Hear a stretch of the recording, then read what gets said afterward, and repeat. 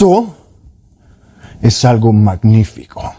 Já vou deixando bem claro no início desse vídeo, se você não viu ainda Oshinoko, ainda dá tempo. Não pegue spoiler se não quiser sua experiência comprometida. Sim, faz diferença, eu acredito que faça muito. Então qualquer coisa, vai ver o episódio que tem 1h30 e depois volta pra esse vídeo. Sério, não me abandona não, volta pro vídeo. Ai, mas ele é muito longo. Meu amigo, você para pra assistir Elite ou sei lá o que na Netflix que dá uns 50 minutos. Você não consegue ver um episódio de anime que é muito bom, que tem uns 30 minutos a mais?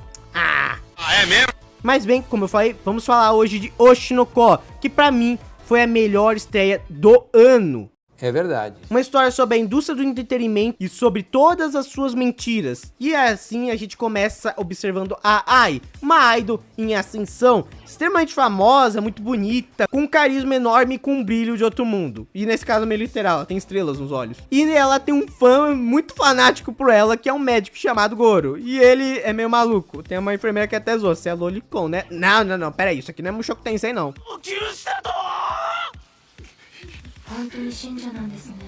Ah, que pena, por que será? E ele vai atender a sua paciente e é a Ai, grávida. Eita,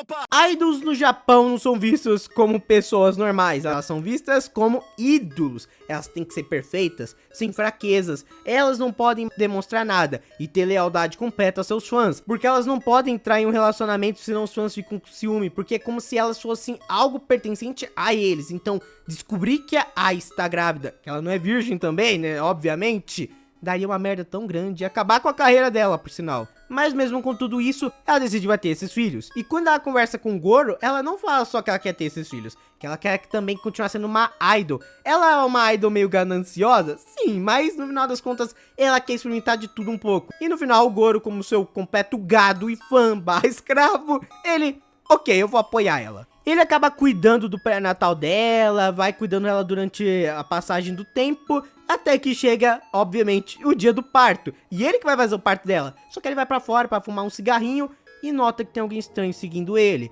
Essa pessoa pergunta pra ele se a parte da Ai ter realmente filhos era verdade. Ou como é que você sabe disso? O cara simplesmente sai correndo logo após isso e aí o doutor acaba seguindo ele. Mas ele é encurralado, empurrado de um penhasco e se fere. E muito. Também temos que falar de uma personagem muito importante pra essa obra, Sarina. Ela é uma mega fã da Ai, ela ficava todo dia no hospital porque ela tinha uma doença, ela não conseguia nem andar direito, mas o que dava forças pra ela era acompanhar a Ai. Ela queria acompanhar aquela jornada dela, e elas tinham mais ou menos a mesma idade, então aquilo ali dava uma esperança pra ela. Ela morreu. Foi de maneira meio crua, mas ela morreu com 12 anos. E após isso, o doutor começou a acompanhar a Ai por causa disso. Ele queria ver a jornada da Ai, que talvez seria ver aquela jornada daquela garota, que era uma garota tão especial pra ele. Ela amava ele. Ela até falava que queria se casar com ele. Falou, não vai rolar não, sou lolicon não. Isso aqui não é Mushoku Tensei não. E seria uma maneira, talvez, dele terminar a sua jornada por ela. Mas ele acabou virando fã de verdade de qualquer forma. No final, ele pensa na última pergunta que ela fez enquanto estava viva, que é, será que seria legal reencarnar como filho da sua celebridade favorita? Já começar tão próximo dela? E enquanto ele pensa nisso, corvos para todos os lados, o celular dele tocando porque começou o trabalho de parto, e ele morre. E ele volta, como filho da Ai. Ok, isso foi um pouco estranho, específico, mas sim, essa obra tem sobrenatural. E é aqui que as coisas ficam interessantes. Seu novo nome é Aquamarine. Aquamarine, que porra de nome é esse? Pro personagem de Steven Universe? Ele recebeu o apelido fofo de Aqua. E ele também tem a sua irmã gêmea, Ruby. E bem, então fica Aqua e Ruby. E a Ai fica, na verdade, trocando o nome deles o tempo todo. Nem é tão difícil, minha filha. Se eles fossem idênticos, até ok, mas não, eles são de gêneros diferentes e têm aparências diferentes. Ele também acaba descobrindo que sua irmãzinha Ruby também é uma reencarnada. Na real, não só uma reencarnada qualquer, uma mega fã da Ai. E ele descobriu isso porque ela tava xingando os haters da Ai no Twitter. Eles esquecem tão rápido. E durante o episódio nós vemos a evolução deles. A gente vê, por exemplo, a esposa do empresário tentando sabotar tudo. Porque, meu, ela só casou com o empresário porque no final das contas, ela pensou que isso ia levar ela a vários caras bonitões, e aí ela ia atrair ele com outro cara. Mas, bem, não é isso que tá rolando. Ela tá trocando fralda de bebê de uma idol de 16 anos. Pelo amor de Deus, para! que inclusive fala que o pai deles é um segredinho só dela. Mas obviamente Aqua e Ruby não iam deixar essa mulher acabar com a mãezinha deles, então eles fingem que são deuses encarnados, eles começam a falar e falam que se ela cumprir o papel dela muito bem, ela terá um homem bem bonitão pra se casar. Aí sim. Outros toques interessantes no episódio são, por exemplo, a Ai olhando pra internet, vendo alguns comentários negativos, dizendo que ela é muito artificial, que o sorriso dela é falso. E realmente, um comentário ruim é o suficiente para desgraçar o resto do seu dia, falo com propriedade. Até que decidem levar os Super Gêmeos pro show e eles fazem uma pose mó bonitinha. Isso aqui viraliza na internet, isso aqui ia viralizar no nosso mundo, certeza. Mas quando a Ai vê que são seus filhos, né, fazendo a dancinha da Ai por ela, o sorriso que ela tem é tão grande, tão genuíno, que aí ela ficou ainda mais popular. Sorriso tão belo quanto esse, nada artificial, e aí ela aprende a sorrir dessa maneira, mesmo sem os filhos. Ela vai pegar os macetes de ser Ai pra cada vez se tornar cada vez melhor e melhor para o seu público. Mas eles nem esperam que aquele stalker ainda tá espiando ela. Já avisei que vai dar merda isso. Aqua e Ruby dão uma envelhecida, agora eles não precisam mais fingir que não falam, inclusive. E eles também acompanham a mãe para várias visitas que ela vai fazendo em diversos lugares. Claro, eles fingem que não são filhos dela, mas agora estão mais próximos da mãe. Isso aí é muito da hora do ponto de vista deles. Como, por exemplo, ela atuando em um dorama. Essa cena é bem legal, porque ele acaba conhecendo o diretor de lá, que fica muito impressionado com a inteligência dele. Caraca, moleque, você nem saiu das fraldas e já é bem esperto, hein? YouTube で少々すげえな YouTube って時代だな。 Ah, para de palhaçada! E ele vai conversando sobre a indústria do entretenimento no geral, principalmente de atuação. Sabe aquela ali que é a principal? Ela não atua bem, mas ela vai chamar mais atenção. Sabe aquela coadjuvante ali? Ela atua muito melhor, ela vai ter que carregar a série nas costas. E ela tem um potencial muito grande. Mas, né, no final das contas ela é uma coadjuvante. Essas pessoas até podem subir na vida, mas você já nota que tem que começar lá de baixo. E que as coisas não são justas no final das contas. A cada toque que ele vai falando sobre a atuação, sobre a indústria como um todo, é muito bom. Dá mais velocidade pro anime, inclusive porque muitas das coisas que ele fala são sim realidade, você querendo ou não. A Ai também atua muito bem, de acordo com ele, na média, na verdade, mas, pô, pra uma estrela convidada, até que foi muito bem. Só que na hora de ver o dorama, ela foi completamente picotada, justamente porque ela chama muito atenção. Filha da puta! Depois disso, o diretor fica mega fã do Aqua e, inclusive, chama ele pra atuar também no programa com outra garota. Garota bem chata, por sinal. Muito chato! Arima Kana, uma garota que já se sente, eu sou atriz mirim fodona, vocês são um saco. Ah, aquele diretor é um saco, dirigiu aquele episódio daquele dorama que tem a Ai. Ainda bem que cortaram ela, porque ela deve atuar mal pra caramba. Mas isso aqui me faz querer cometer um crime. É muito engraçado ver o quanto o Aqua e a Ruby são sequelados pela Ai. E uma coisa que eles nem imaginam é o quão próximo eles são, mesmo sem serem irmãos. Afinal de contas, um dia ele acaba falando sobre a Sarina pra ela, e ela pergunta o que era exatamente, e ele fala, ah, deixa pra lá. Afinal de contas, eles não falam muito sobre as suas vidas passadas. Eles praticamente fingem que isso nem existe, na verdade. Mas ela acaba falando quando volta pro quarto dela, que ela acha isso meio estranho, porque Sarina era o nome dela. Sim, aquela garota toda lascada, doente, que acaba falecendo infelizmente com 12 anos, é a Ruby atualmente. Excuse me, what? Na hora da atuação, a Arima mostra que ela atua muito bem, mas o Aqua destrói ela. O maluco foi tipo nível gêmeas do Iluminado de tão sinistro. A Arima faz uma birra enorme, e eu sei, essa personagem começa insuportável, mas vai por mim, meus amigos. Depois que ela aparecer crescida, ela vai ser a favorita de muita gente. Ela é muito carismática, e tem um fator que ela é meio que uma Colin Cowling de Oshinoko. A diferença é que ela não usa crack, mas o resto é tudo igual. A partir daqui ela pega um ranço desgraçado do Aqua, faz birra pra caramba e fala que vai ter vingança. Eu vou voltar, eu vou ser a maior atriz do mundo.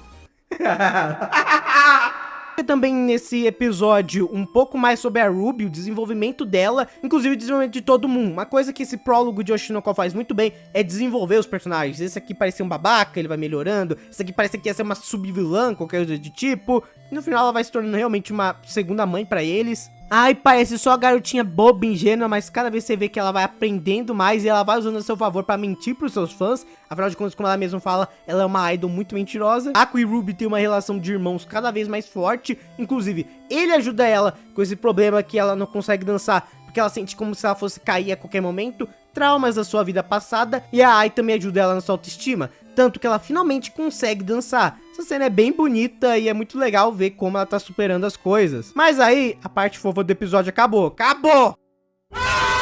Temos o passado da Ai completamente revelado pra nós e, cara, esse episódio tá repleto de cena engraçada, divertida, não tem muita coisa, não tem o que reclamar, mistura com o sobrenatural. Parece que a história tá indo pra um ritmo onde a gente vai ver a história de uma idol escondendo seus filhos. Mas aqui é que tudo muda, porque a gente descobre que a Ai não ama ninguém e nunca soube como é amar alguém. E faz muito sentido, porque quando ela fala um pouquinho do passado dela, pô, o pai dela foi comprar cigarro, a mãe dela foi roubar uma lojinha, foi presa, e depois que ela foi solta, ela nunca voltou pra buscar a Ai. Por isso que ela foi pra um orfanato. E lá, ela nunca encontrou ninguém que gostasse dela, de verdade, e ela também nunca gostou de ninguém. Ela queria entender isso, até as estrelas nos olhos dela se escurecem. E aí ela ser uma idol, como o empresário tava oferecendo pra ela naquela época, não fazia sentido. Idols amam seus fãs no final das contas, né? E ele fala, por que você não mente? Ele fala que idols muitas vezes mentem sim. Todo mundo mente na indústria. E vamos ser sinceros, todo mundo mente. E ele também explica pra ela que talvez se ela continuar mentindo pros seus fãs, um dia ela acaba amando eles de verdade. E talvez um dia você ame alguém de verdade. Aí ela se interessa mais por essa proposta e se torna uma idol. E mesmo com o clima de comemoração do caramba, que a gente vê que agora a Ai tá recebendo bem, tá todo mundo recebendo bem, não tá mais pobre lascado que no início do episódio. Porque assim, gente, a idol não recebe tanto quanto parece. Mas aqui, a carreira dela tá decolando. Ela vai cantar no domo. Não é só um negócio aleatório pra quem tem dinheiro. É pra quem tem status. E a cena é tão bonita, todo mundo comemorando, feliz por ela. Mas lá no fundo ela mesmo falava que ela tinha medo de tudo isso. Porque ela ia apresentar pra todo mundo, ia mentir de novo, vida que segue, ela não ama ninguém. Sem falar que os próprios filhos dela, ela nunca falou que amava eles. E não porque ela não ama eles, mas sim porque ela não tem certeza. E se ela acabar falando que ama eles e notar que é uma mentira, o que ela faz? Ela já tá tão acostumada a mentir que se perdeu no personagem. E no final das contas, idols acabam se perdendo muitas vezes no personagem por causa disso. E a gente vê que aquele Stalker tá cada vez mais estável.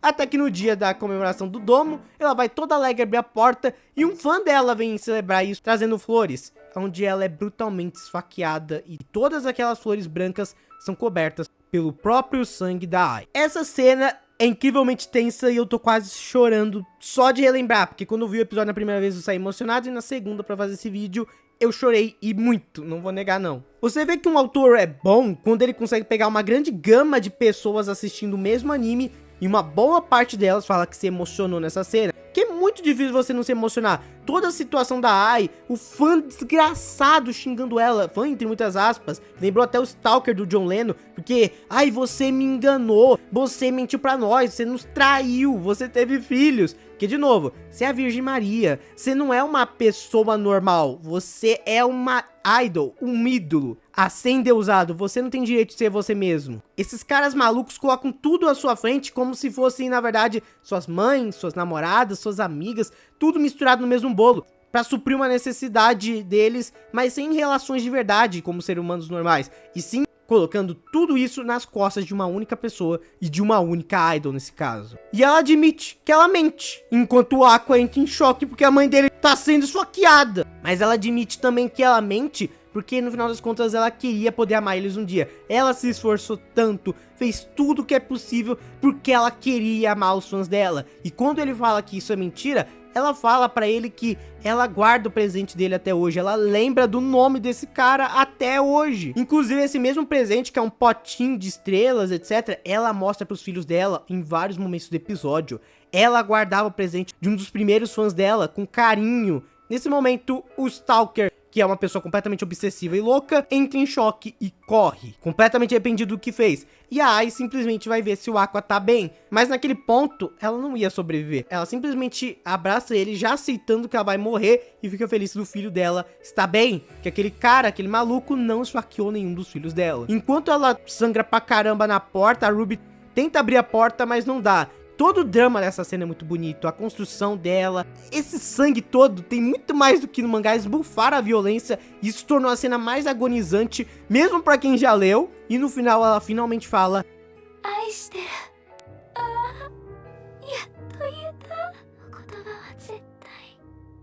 E enquanto ela falava que queria ver eles crescendo, participar das reuniões de pais, talvez umas briguinhas bestas, ela queria ver tanto essas crianças crescendo, é uma pena, ela nunca vai ver isso.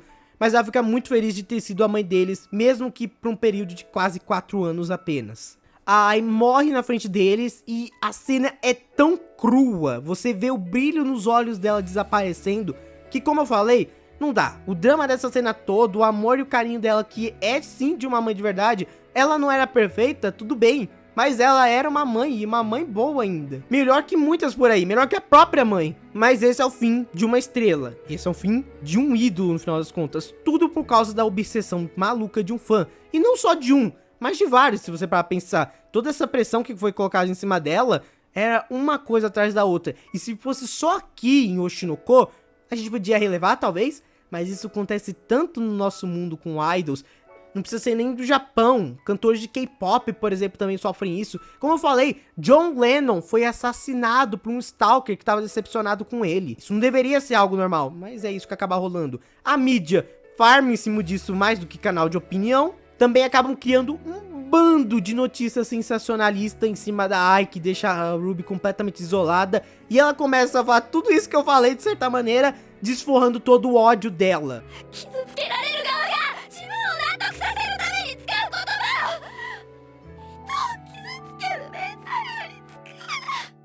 A cena do enterro, tudo em volta disso é muito triste. E eu acho que é uma cena que realmente me quebrou. Foi a da esposa do empresário perguntando pra ele se ela poderia ser a mãe deles. Claro, não queria substituir a Ai, mas ela queria cuidar deles pra valer. E a cena da Ruby abraçando ela, meu Deus, se você não chorou, você não teve coração. Pelo menos tem que ter se emocionado. Após o enterro da Ai, com muita gente chocada, o Aqua liga os pontos e essa informação não devia ter vazado. Como é que aquele cara descobriu? Lembrando, o Stalker já cometeu o oposto de viver, de tanta decepção pela merda que ele fez. Então, se ele tinha um cúmplice e esse cara passou as informações, só tinha uma pessoa, o pai deles. Esse arrombado fez a Ai morrer. E é a partir daqui que o Aqua entra na rota genocida e decide que vai se vingar do pai dele. E uma cena muito boa, por sinal. That's really impressive. Whoa. Whoa, just... Whoa. Bravo. A gente vê eles já mais velhos entrando no ensino médio, se despedindo novamente de sua mãe. Infelizmente, de novo eu vou chorar. E assim, Aqua e Ruby entram definitivamente para o mundo do entretenimento. O que eles vão experimentar a partir daqui, não só na parte sobrenatural, é uma experiência completamente lunática e sinistra. Oshinoko não vai ficar só nessa de idols, ele vai explorar um pouquinho de cada coisa. Doramas que são adaptações merdas de mangá. Essa temporada ainda vamos ter o arco do BBB, como apelidei aqui. É tranquilamente um dos arcos mais pesados do mangá, porque a situação é tão real e tão pesada que com certeza vai te fazer pelo menos ficar com nojo da situação. Youtubers que só se fodem. Me identifiquei. Idols, como eu falei, cantores no geral, que acabam sofrendo muito por causa dos seus fãs. Tudo isso será aplicado em Oshinoko e isso traz de uma maneira tão interessante pra obra que fica divertido. É legal acompanhar isso e ao mesmo tempo tenso. Os personagens são muito carismáticos, a história é interessante. E mesmo morta, a Ai consegue ter uma presença tão forte na obra que é incrível. Pelo menos na minha opinião, a Kai conseguiu fazer de uma maneira que a gente nunca esqueça dessa personagem durante a obra. E caso vocês não tenham visto o clipe legendado oficial da abertura de Oshinoko, ela é literalmente a Ai se expressando o quanto ela é mentirosa, o quanto idols não podem ter pontos fracos. Eu dei uma arrepiada só de falar agora que o final da música é justamente ela falando o quanto ela quer tentar amar essas pessoas, os seus fãs, e que um dia ela vai conseguir chegar nisso. E ela também fica feliz, porque ela finalmente conseguiu falar algo que não é uma mentira, ela realmente ama os filhos dela. Eu vou deixar aqui meu tweet que eu postei essa versão legendada aqui na descrição se você tiver curiosidade. E o clipe oficial também aqui do YouTube, aqui embaixo, só que não tem legenda nesse caso. O clipe é lindo e faz você se emocionar mais ainda com a história dessa idol. Oshinoko conseguiu trazer tão bem a temática sobre o que é amor, e não precisa ser amor de romance, sim pode ser o amor materno nesse caso mesmo, que com certeza pegou muita gente. Eu vi muita gente que chorou, se emocionou, ficou chocado, e impressionante como o Akai, em poucos capítulos, em uns 10 mais ou menos, fez a gente se apegar no personagem, e no anime também, esse episódio de 1h20, que é o único, os próximos vão ter tamanho normal, conseguiu estourar a bolha. E eu prometo, ainda vai gerar diversas sensações nessa temporada. Bem, essa é a minha estreia favorita. Oshinoko é maravilhoso, essa estreia conseguiu fazer eu chorar como não chorava há muito tempo. Espero que vocês tenham gostado do vídeo, espero que vocês estejam animados, mais ainda do que eu para Oshinoko. Muito obrigado a todos os membros do canal, se estão demais, se puder se torne membro. Se gostou do vídeo, compartilha aí na moralzinha, sério, compartilha. Eu me espero de vocês, falou e fui!